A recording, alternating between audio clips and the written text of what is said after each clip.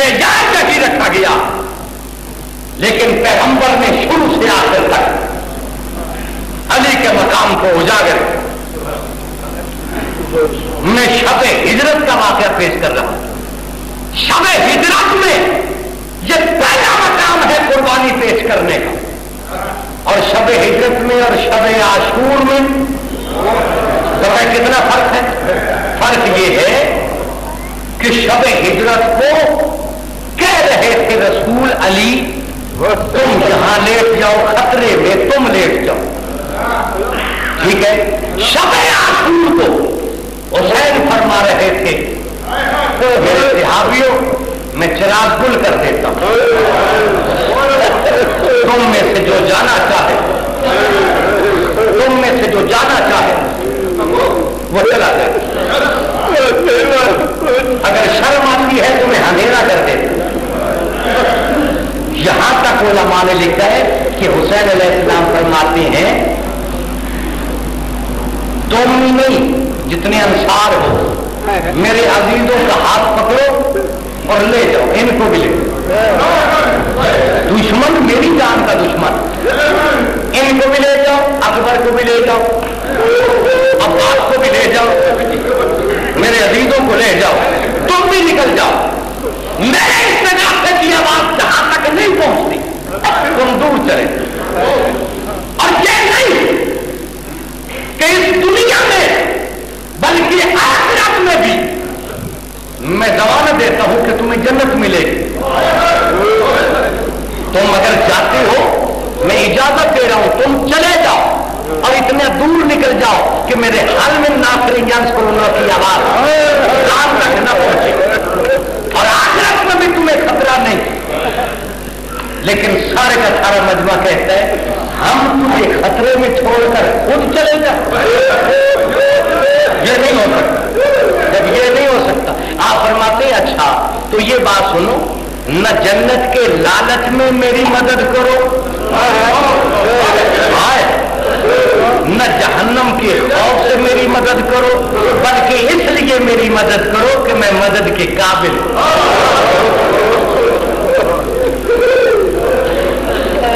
سبحان اللہ. بڑی عظمت ہے. تاریخ کربلا کو ہمارے مذہب کے عالم علامہ علی نقوی صاحب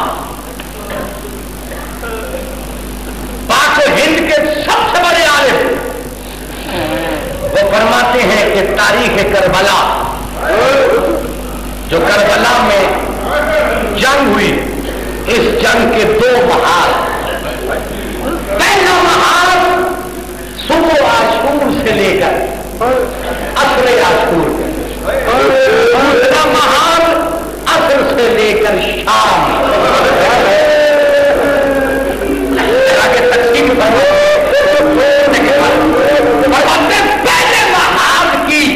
پہلے محاذ کا سربراہ حسین، دوسرے محاذ کی سربراہ زینب.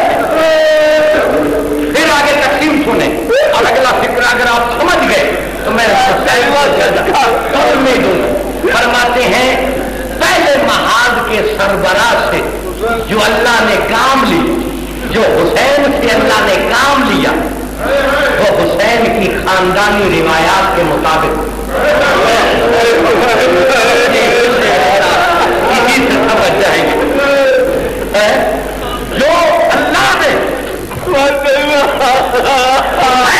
کام لیا وہ حسین کی خاندانی روایات کے مطابق. اس فکرے کی وضاحت کر دوں میرے دوست کو، حسین سے اللہ نے بیٹا لیا، یہ بیٹے پہلے بھی خاندان حسین میں اسلام پر قربان ہوئے. بھائی لیا تو یہ پہلے بھی بھائی تقسیم ہو چکے اسلام پر. اگر عباس کے بازو دیے تو اسلام پر پہلے بھی جعفر تیار کے اسی خاندان کے، یعنی جو کام اللہ نے حسین سے لیا وہ حسین کی خاندانی روایات کے مطابق. لیکن اگلا فکرہ فرماتے ہیں جو کام اللہ نے زینب سے لیا زینب کی خاندانی روایات کے مطابق نہ تھا. اور جس کی ماں کا جنازہ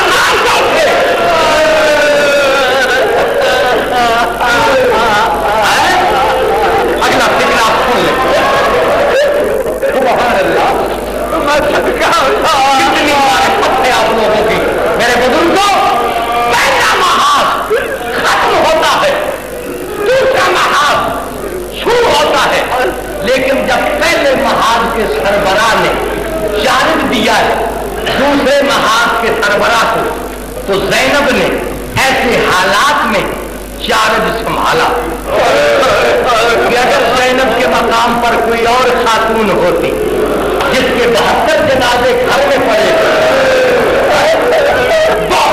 लश्कर की सरबराही न कर सकती, मगर यह ज़ैनब का मकाम है कि जब मुसलमान फारिग होकर करबला के मैदान से आए हैं ना, खैमों की तरफ आते हुए देखकर ज़ैनब फरमाती बीबियों हमारा दुश्मन पे गैरत है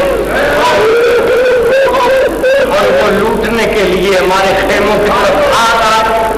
आप अंदाजा करें कैसे माहौल में ज़ैनब ने चार्ज ली। रात होने वाली है, मर्द कोई नहीं रह गया, सारी बीवियां हैं, दुश्मनों ने चारों तरफ से घेरा हुआ है। ज़ैनब ने तमाम बीवियों को संभालना है। ऐसे माहौल में ज़ैनब को चार्ज ले रही है, अपने भाई से चार्ज ले रही है और यजीदी लूटने के लिए आ रहे। मैं एक मकाम पर पढ़ रहा था, एक चौधरी साहब है हमारे इलाके के, वो फरमाने लगे मौलवी साहब ये पढ़ते हैं ना यजीदी लूटने के लिए खैमों में आ गए, कम अज कम इसकी वजाहत कर दिया करें कि यजीदियों ने डाकुओं की तरह नहीं लूटा, यजीदियों ने चोरों की तरह नहीं लूटा। फरमाने लगे कि डाकू जब डाका डालता है तो उसको दिल में डर होता है कोई मुकाबले में ना आ जाए, कोई इनका हमदर्द ना आ जाए। चोर जब चोरी करता है उसके दिल में खदशा होता है कोई जाग ना जाए, कोई उठ ना बैठे, कोई मुकाबले में ना आ जाए। मगर यजीदी जब लूटने आए हैं उनको यकीन था इनका कोई नहीं रहे।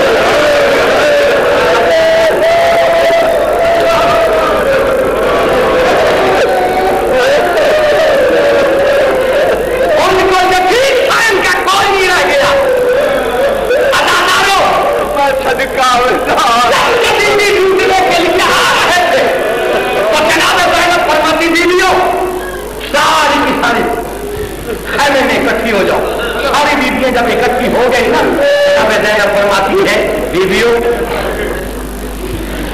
हमारा दुश्मन बेगैरत है, अंदर ना आ जाए। लिहाजा जो जेवर जिस बीबी के पास है वो उतार कर बहस है, ये फैसला सुने जिस बीबी के कान में जेवर था वो उतार दिया, जिसके हाथ में जेवर था वो उतार दिया, उतार कर बहस फेंकना शुरू की। देख रहा था कि शामी लूट रहे थे, खूबी लूट रहे थे। अदादारों किसी सना में जनाब ज़ैनब की नजर जो पड़ी ना, आपके खैमे में आपकी भाभी उम्मे रुबाब खड़ी, अली असगर की माँ, और आपके हाथों में छोटी सी गठरी। ज़ैनब देखो फरमाती है भाभी हमारा दुश्मन बेगैरत है, अंदर ना आ जाए, ये गठरी बाहर फेंक। ज़ैनब की ये बात सुनकर अपने गठरी बाहर जब मेरे बाप ने गठरी बाहर